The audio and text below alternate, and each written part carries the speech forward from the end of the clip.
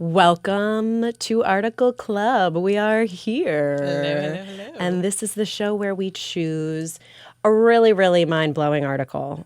Top shelf. And we talk about it. We talk about it. So, Allison, our great curator, what have you chosen for us today?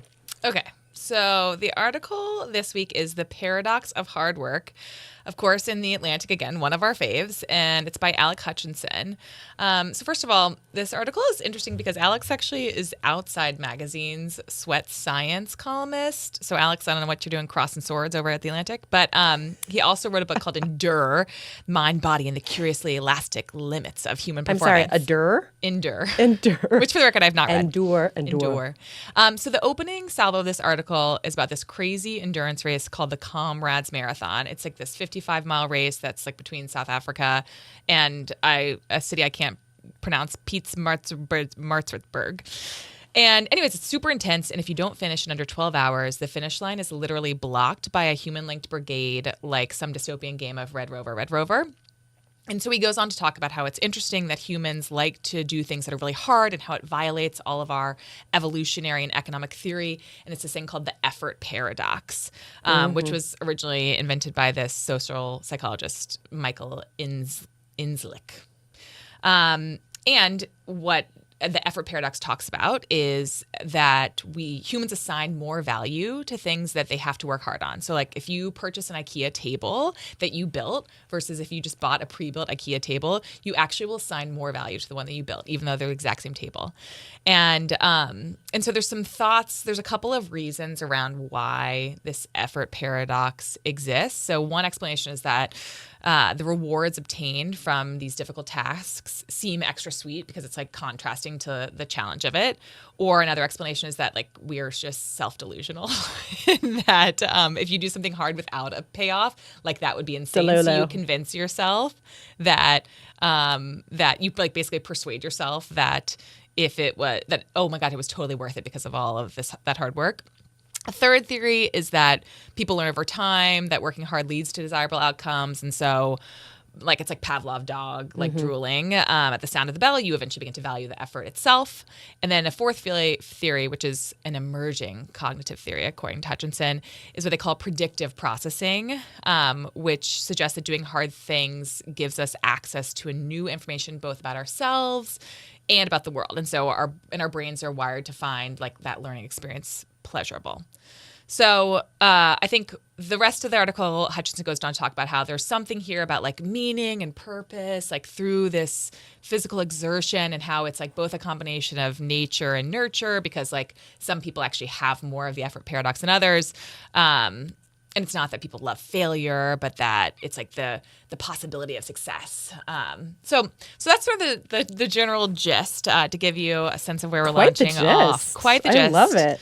And this article, I picked this, and I think it also resonated with you because we are like this article has just got like type 2 written all over it. Story of our lives. Before we pressed record. Yes. Right? Which is that I literally used to even have in my dating profile that like I'm looking for type 2 fun, which for those who don't know what type 2 fun is, I only learned this term I think in business school, but I'm sure it didn't get invented there, but that like when you're doing those things, they're really hard, but afterwards you look back on them and they were fun, which is like right. And type 2 fun, it sort of insinuates that you're enjoying it even though it sucks in the moment. You're even liking it because you know about the payoff. because you love the hard work, Right? Yeah, I feel like work hard to earn everything you have, and everything will be sweeter, and the harder you work, the better you do, was literally ingrained in me as a young, like, what are we, elder millennial woman from birth, Totally. Right? You put the effort in, and that's,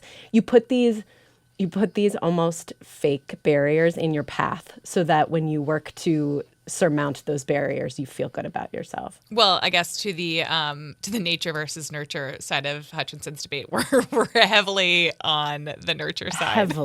Heavily. Which is true. I mean, one of the things that I worked on in therapy truly the most over the last several years was my own belief that things have to be hard for like you to get a worthwhile outcome. So like, I remember when my therapist brought up like internal family systems to me, and she was like, I'm just not sure that you're ready to go there. And I was basically like beating my chest, like, put me there.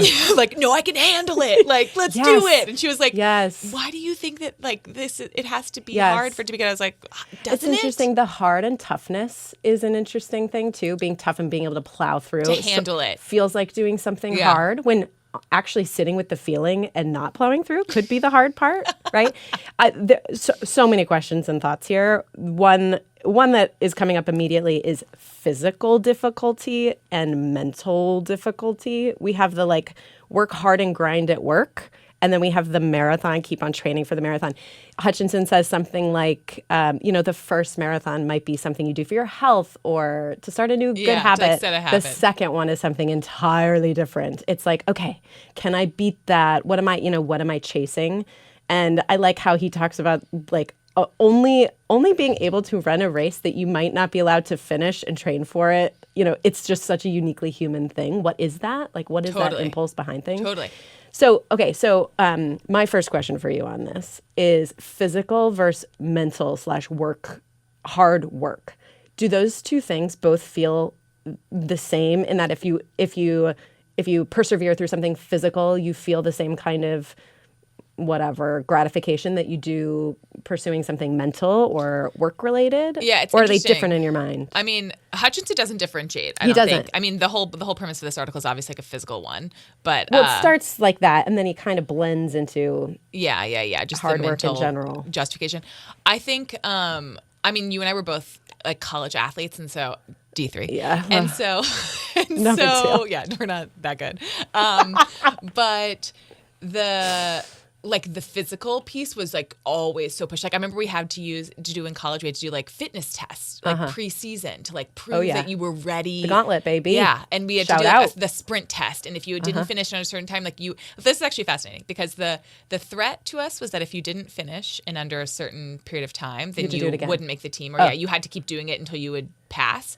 And I remember there was a girl on our team who like just came in the preseason. She was probably the best player on the team.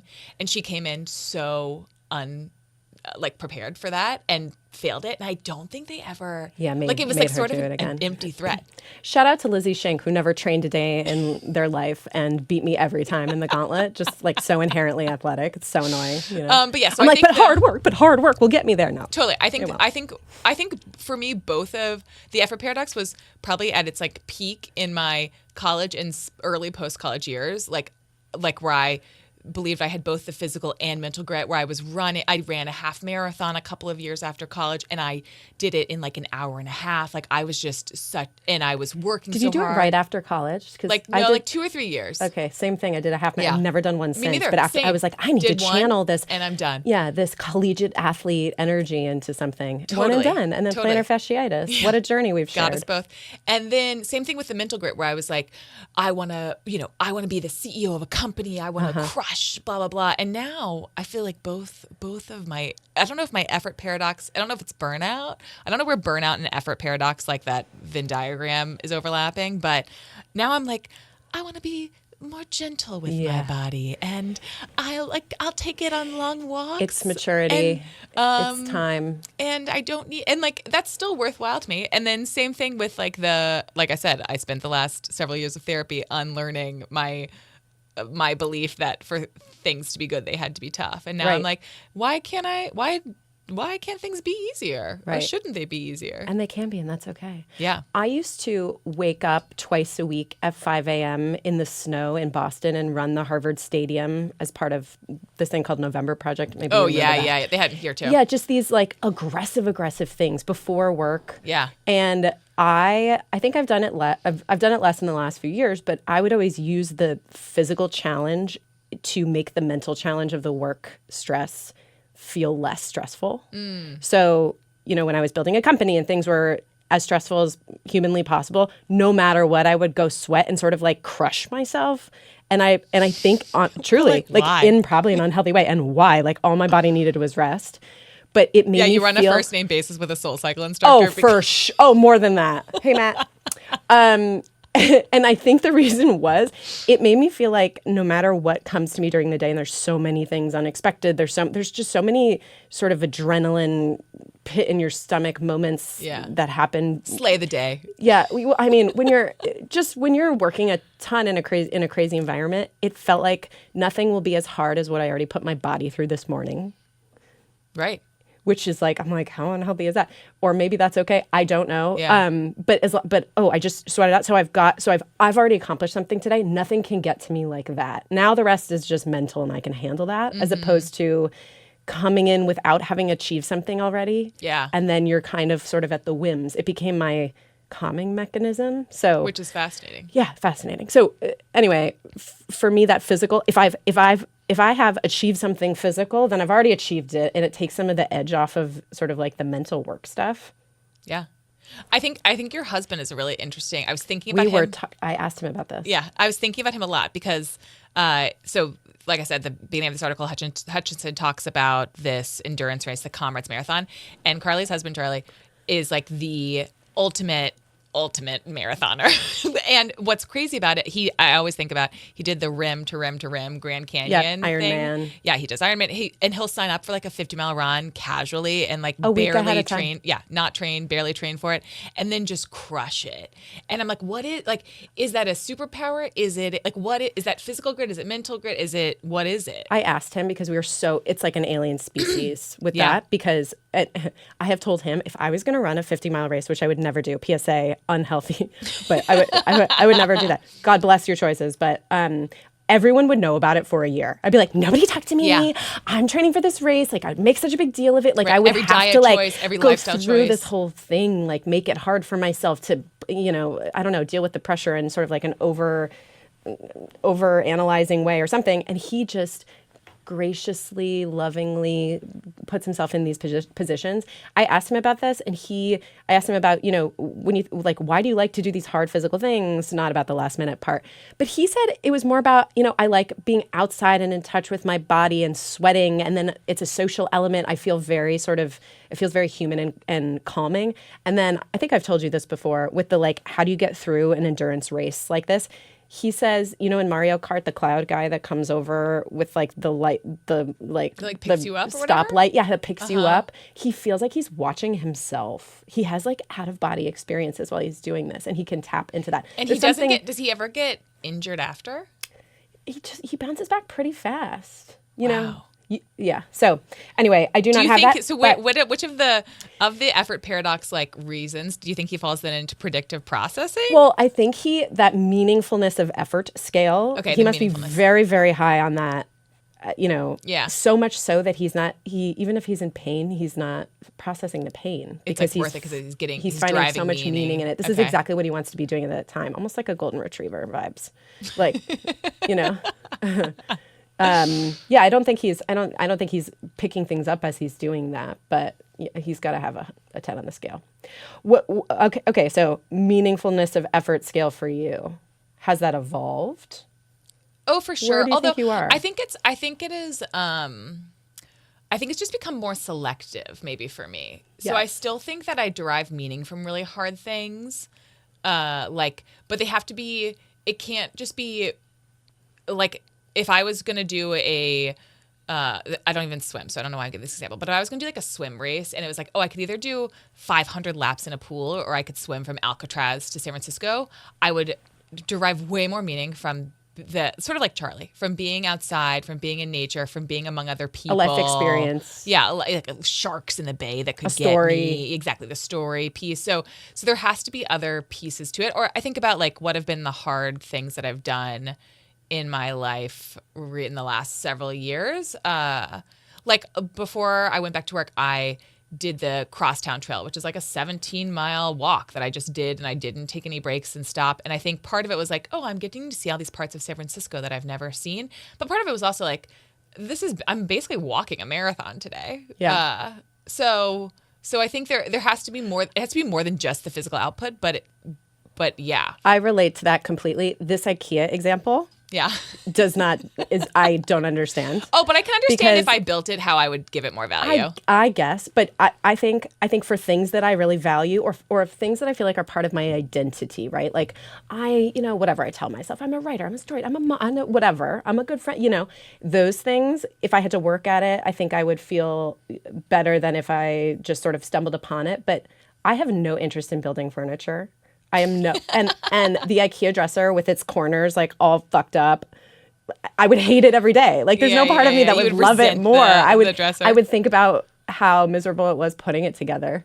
Yeah. So I think maybe my scale depends if it's something that I value working toward. And same thing with, but yeah, like how am I determining that that's valuable? I think about that with like, same thing with relationships. Like I feel like so much of the dialogue now is, about setting healthy boundaries. And like, if people aren't serving you, cut them out of your life. I was listening to some interview with, I can't remember who it was. And they were talking about how they had cut people. Oh, it was Elizabeth Gilbert. And she was saying how she didn't have anyone in her life that like what made her life difficult. And she was talking about it in a positive way. And I was thinking like, sure, if there's toxic relationships, like 100%, but I was like, but I don't know, like a lot of my really good relationships are still difficult. And like, if I believe that we're working towards something, it's still worth it. So I don't know how, I think it's because I believe that there's good in them, maybe that like the mental hardness is okay. Yeah. No relationship is perfect. For sure. I don't know how she could go through and weed out. I think she meant like people that drain her, basically. I feel that. I feel that. Yeah. Okay.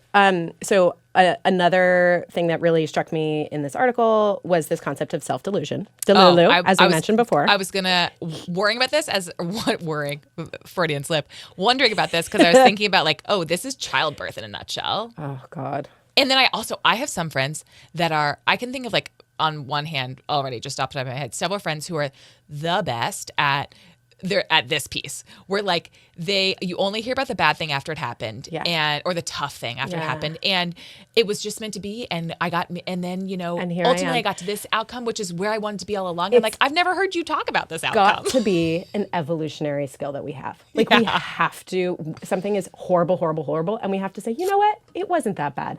And truly, I think, childbirth is a great example. Women have to forget the pain and suffering of childbirth. Right. Like, is it biological or is it just the effort paradox?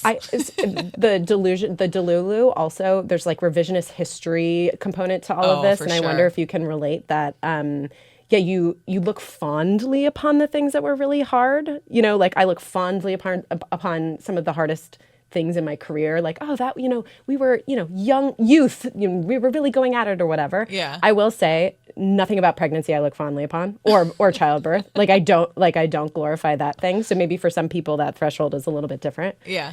But yeah, do you remember the last time you feel like you really deluded yourself into thinking, this is great because you worked hard on something, even though it was a shit show? Oh, sort of mine's like probably depends on the audience a little bit. Like I think about when I worked on the campaign this past fall and it was like such a grind. I was working 9 a.m. to 9 p.m. for this like awful boss and the people not Kamala and the people that were in the office were cuckoo bananas. And now day in, day out, it was a relief from like from my brain in certain ways. Maybe I'm deluluing myself right now, but it was also like a lot of it was Ms. To your credit, you were pretty honest about how it was. But now I know when people ask me about it, I'm like, I'm glad I did it. I'll never do it again. Yes.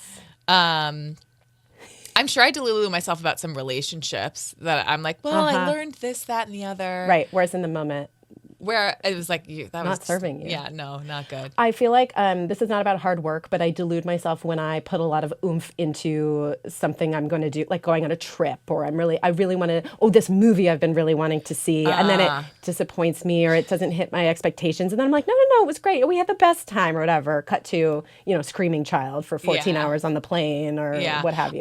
I think of all of the effort paradox reasons, deluluness is not mine because I actually think I'm often harder on myself in hindsight. There's a difference between the delusion and the just looking on the bright side of where you are. I think that is something I've Yeah. always done. Here I am. So what am I going to do about it? I'm not a wallower. So Right. maybe call it delusion. Call back to earlier here I am. episodes. No regret. We're not regret No people. regret, people. Well, I also famous found last it words. fascinating that when Hutchinson talks Birds? about No. yes, that the self delusion happens not only to humans but also to birds and to locusts. Okay, So like, also, shout out to our pod and all of the bird species who are influencing our psychological know-how. yeah, Right? yes, Jellyfish, yes, sleep. right. Okay, well, tell us. basically researchers have trained starlings to fly various distances to obtain like these colorful threads, and the birds end up liking the ones that they have to fly farther for. And same thing with locusts. And like locusts like don't even have like deduction, That is so nuts. but they prefer the one that they worked harder for. Yeah, it felt good to get there. Yeah, so we all delulu ourselves. Yeah. Including birds. Even the birds and the locusts. The birds and the bees. Okay, so a couple of things that I feel like we're missing from his analysis here. Of hard work makes you feel good. Here are the reasons why. I don't think he talked a lot about ego. And I think of the LinkedIn of it all. This article almost feels a little bit kind to human nature in a way. It's sort of like we're learning things, or we feel like, good things happen when we work hard. There's also this whole, like, I'm doing it so that I can post about it. I'm doing it so that I can have that thing on my resume. So I can say, I did this 20 times, I send thousands of emails Yeah, there's just a lot of ego involved and external validation too. He doesn't really talk much about that. Good job, you finished that race, or like good job on that promo, whatever. And I see that, and he glosses over kids too. Like he says something about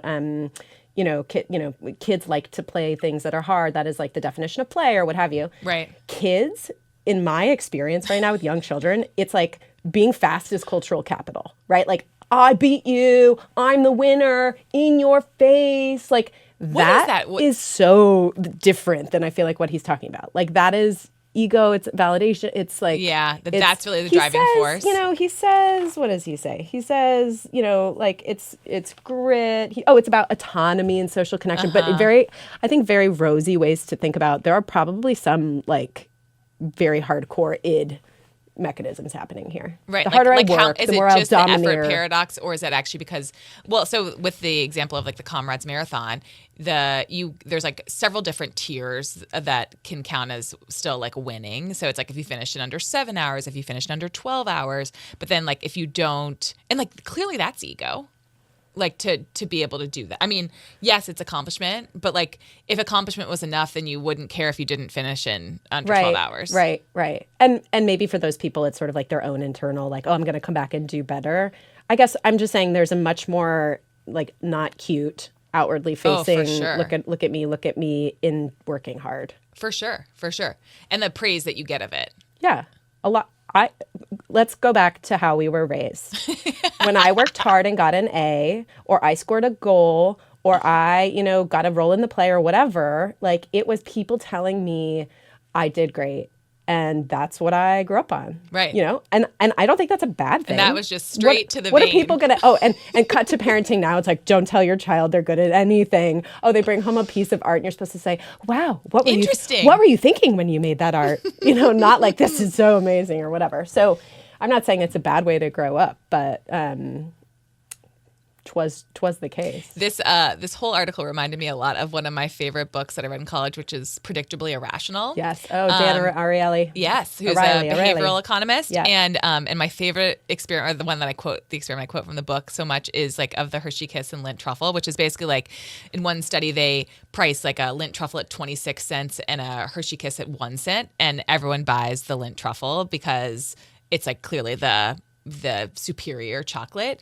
But then if they lower both the prices by 1 cent, so then it's 25 cents and free, everyone gets Hershey's Kisses because we have this unhealthy, irrational behavior with free. But I was thinking about this, and as it relates to like the effort paradox a lot, like, yeah, shouldn't we like to do things that are easy? Shouldn't we like to do things that are relaxing to us? I think about this a lot in like the current burnout culture of things, and how I feel like whenever I'm talking to friends and they're talking about how they're feeling overwhelmed and like overworked and overscheduled and blah, blah, blah, like people's solution isn't like, I want to work harder because that'll make me feel better. Everyone's like, I want to do nothing. I want to rot in my bed. So like, how does the effort paradox deal with like bed rot? Yeah, well, and you bring up a good point. Hutchinson talks a lot about how people who score high on that meaningfulness to effort ratio are the most successful people. Right. And he doesn't explicitly put together that's how's their because mental health? that's how's their mental health? And that's because that's what our society rewards. Right. It's like the harder you work, the effort paradox, the more you grind, capitalism. and then everybody needs sort of this like reset to just become a vegetable or whatever. Everybody's looking for relief in some capacity. That's why the animal piece was surprising because I was like, well, shit, it's not just all late stage although capitalism. that bird flying further for the treat seems fun. Like that bird is joyous. I'm putting joy into that bird's instincts, but it comes down to balance, which is sort of what rounds things out, right? It's like, there's that U curve of, ooh, this is hard, I like it. I'm in flow state because I'm achieving something that's tricky, but I can do it. And then as soon as it gets too hard, not for me. There is the right sort of mix of achievable challenge. Well, I was thinking about like how this also relates to like modern, like how every app in the last decade was like around making things more convenient for you because we think that actually what people want is ease. And so like Amazon, like if I can get a million things on Amazon with the push of a button, if I can get a car with a push of a button, like does that actually make me value them less because I'm deriving less meaning from them because I'm not having to work hard to get them? Maybe.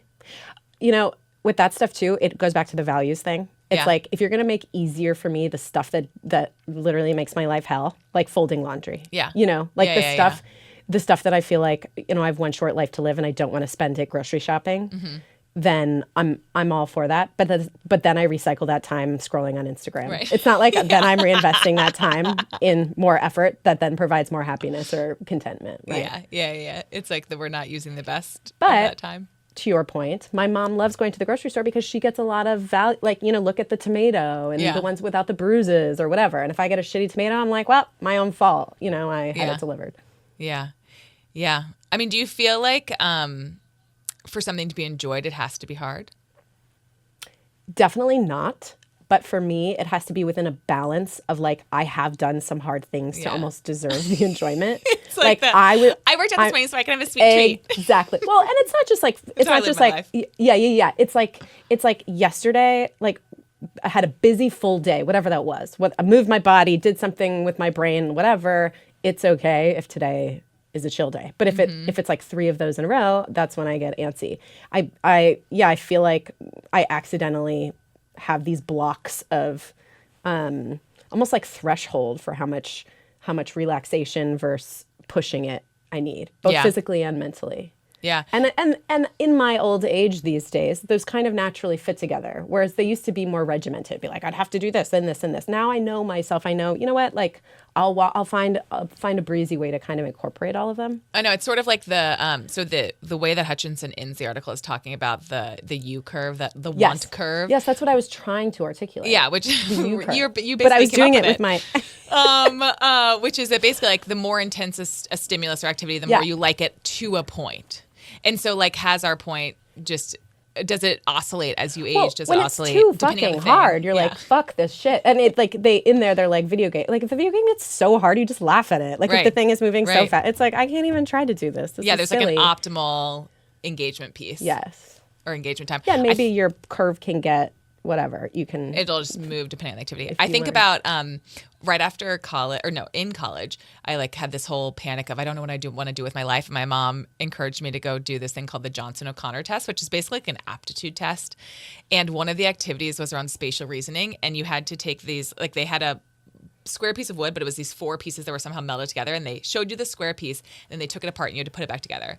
And I remember doing it. I was like, this is the fucking hardest thing I've ever done. I must be the slowest person ever to do this, whatever. But I finished that, and then they gave you the next one that's got 6 pieces, blah, blah, blah. And I finished that, and then I ran out of time before the next one.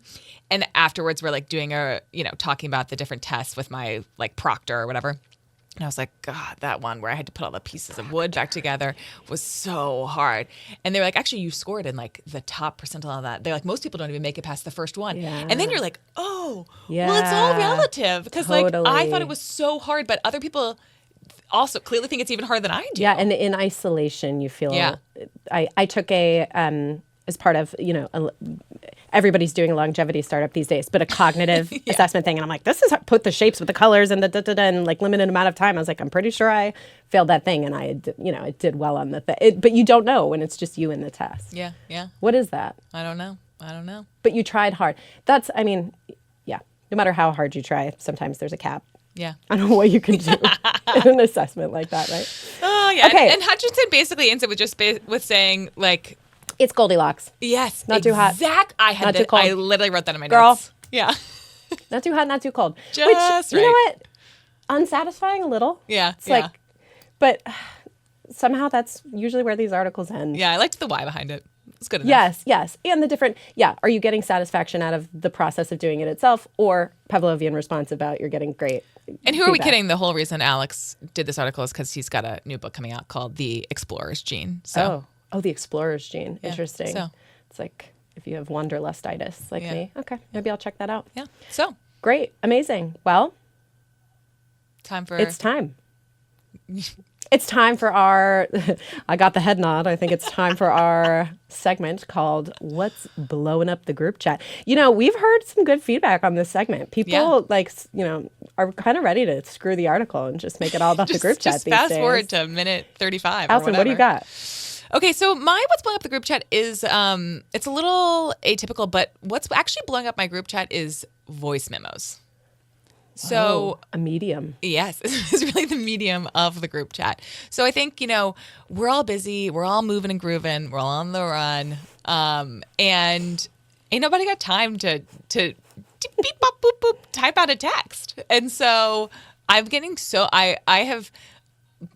I love voice memos because you can just kind of talk in whimsy, and it sort of feels like you're having a conversation without having to try to deal with like the nuances of scheduling time to find a phone call with a friend. The only time I don't like it is when I like actually can't listen to the voice memo at the moment. Then I then have to like read the summary of the voice memo, and that can be kind of frustrating. But I am loving leaving voice memos. I feel like I'm connecting way more. I have a friend who's like got a new baby. It's her second kid, and she has been voice memoing the shit out of me, and it's like so funny to hear. She's like 3 days postpartum, and it's so funny to hear the whimsy of like her postpartum brain, and it's just a little bit more unfiltered. And so I'm loving the voice memo. Wow, that is great because I am so not into voice memo culture yet. Memo culture. What is that? Voice memo culture. It's a rise. You're feeling it. That's, it's happening all around us. I understand it. I get it. You got a lot to get out there and you can't get on the phone. I just feel like I'm like when I get these I just get nervous. I like don't know what to do with them yet. I'm like, do I listen now? Do I listen later? Sometimes it disappears. Am I supposed to? I'm that girl who listens to it and responds in a text. Yeah, that's okay. Right now. That's okay. Choose your own medium. I really love that example of somebody's postpartum. They can't get on the phone. Like, if my friends send them to me when it works for them. Yeah, when it works for them and they've got a lot going on, I like that. You don't like the expectation of a the reciprocal. back and forth. Yeah, it makes me a little nervous. Yeah. Shoot. And this conversation is reminding me I owe someone a voice memo right now on something. I was like, oh, do you want to talk? I can call you. And they were like, just send me a voice memo, whatever you want. So I need to do that. Shoot. They don't get bookmarked in my brain. I don't quite know how to catalog them. In and your I'm phone, such a writer. I'm such a words person. So it's a shift for me. Says the woman doing a podcast. That's true. That is true. Wow. Okay. I think maybe it's time for me to change my ways. I'll get there. I just need to. All right. What's blowing up in your group blowing chat? up the group chat for me is Carrie Coon's monologue in The White Lotus. So we'll keep it light on White Lotus lore because I know people are probably burnt out. But Carrie Coon, her character, I don't even remember what her name is. Me neither. Yeah. Because I just love her, Carrie Coon, so much. She's unbelievable. And it took me a while to realize that Carrie Coon is in the Gilded Age. She's incredible in that. She's my everywhere. God. She's everywhere. And now I'm just I've really just scraped the surface Yeah. of Carrie Coon's brilliance. But long story short, these 3 women are part of the cast that go on vacation at the White Lotus, and they have ups, they have downs. And at the end of the season, Carrie Coon has this incredible monologue about how she's just happy to be at the table with her friends. One is a celebrity. One, has different political views. She's had all these disappointments in her life. And it just really spurred this discussion around female friendship and ups and downs and what it means to have a constant in your life. People have seen you at your best and at your worst. And in a world of like absolute chaos, just being able to sit down and know that you have each other's backs at the end of the day, even if you're really catty like they are in the episode. I got goosebumps. Yeah, it was so. I can't remember the last time I watched something like 10 times over that I've seen on TV. Although I will say, replayed it over. oh yeah, like on the gram or on TikTok or whatever. I don't know. It struck me, and watching her perform it struck me too. Although I will say, in the last couple of years, there have been more things that I've seen on TV that I don't feel like would have ever existed before, and like with women and about women. You've seen the Bear. Did you watch the third season of The Bear? That like when she's about to give birth and her mom is there, and it was like it was just like a really close up look at like a Complex really relationship, complex mother daughter relationship in this very female like situation and birth like you've never seen it before. So I am loving the airtime for female friendship, and the complexity of it's been really cool to see. Yeah, so. Amazing. Carrie Coon Stan. Ditto. Let's go. Let's get her on the pod. Yeah. Special guest only for her. Exactly. She's the only one. Iconic. All right. Well, that's it. We'll see you next Our time. Article Club. We'll see you next time. Thanks for joining. All right. Bye. Bye.